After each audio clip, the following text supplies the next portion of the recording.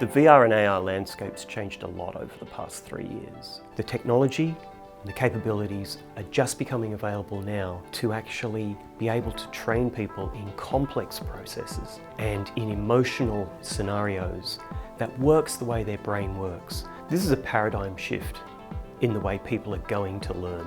At the moment, we're forcing people to learn in a way that just doesn't work the way their brain works. The difference between traditional learning and using VR or AR is that they access different parts of your brain. When in traditional learning, the information has to come in through your prefrontal cortex, and the cortex is limited in its resources. Those resources are attention and working memory. Memorizing information is very difficult to do. Using VR or AR, the information comes in as an experience, so it feels effortless and you remember it for a very, very long time.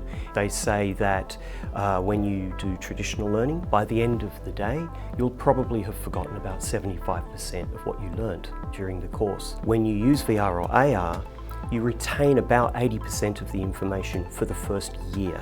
And that's because it comes in as an experience and uses 3 different parts of the brain to create a sequence of events in your mind that's easy to remember. Let me give you an anecdote that would explain how retention works in the brain.